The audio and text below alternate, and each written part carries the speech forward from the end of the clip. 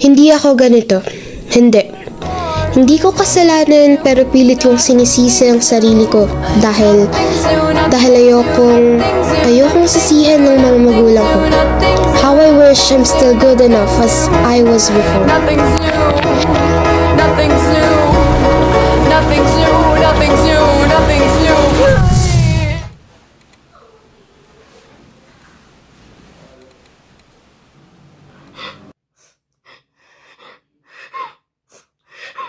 Ba naman tong grade na to? Ang baba! Ayoko na!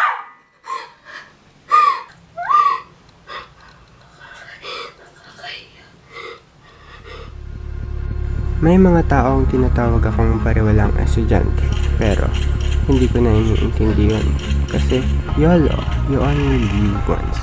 Kaya, ba't ko pa sasayangin lahat ng oras ko sa pag-aaral?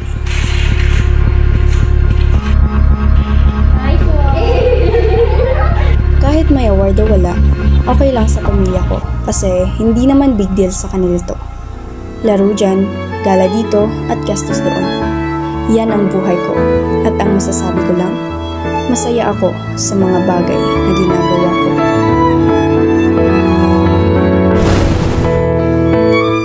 Namulat ako sa ganitong setup.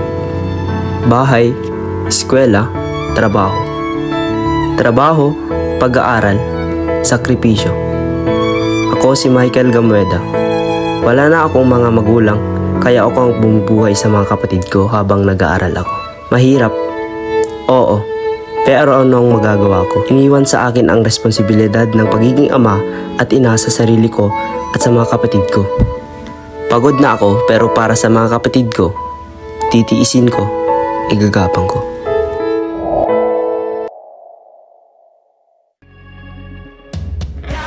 Ganito pala ang pakiramdam. Lahat ng mga hirap, pag-iyak at mga muntikang pagsuko ko ay biglang nawala ng parang bula. Ito lang pala ang aking hinahanap, ang magtagumpay at palakpakan ng mga tao. At sa unang pagkakataon, nasabihan ako ng mga magulang ko na proud sila sa akin. Ang pinakahinihintay kong salita mula sa kanila ay narinig ko na. Maliit na bagay para sa iba, pero nung narinig ko yun sa aking pamilya, habang sila'y nakangiti ng tunay sa akin, alam kong narating ko na ang matagal kong mithiin. Graduate din pala ako, akalain mo yun. Sa kabila ng pagiging irresponsable at pagkapariwala, ako pa rin ay nabigyan ng pagkakataong tumuntong sa entabladong ito. Alam kong hindi proud ang mga magulang ko dahil ni isa ay wala akong nakuhang medalya. Ngunit wala akong naramdamang pagkalungkot sa aking sarili, sapagkat ito naman ang nararapat. Nagsisisi ako, ngunit kung ako ang iyong tatanungin, wala akong babaguhin sa aking mga ginawa dahil doon ko lang nakita ang totoo at malayang ako.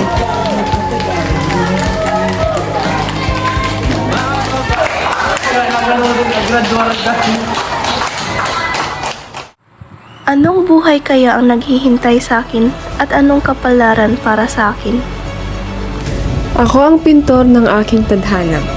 Magbibigay kulay, magbibigay tunog sa mga kampana.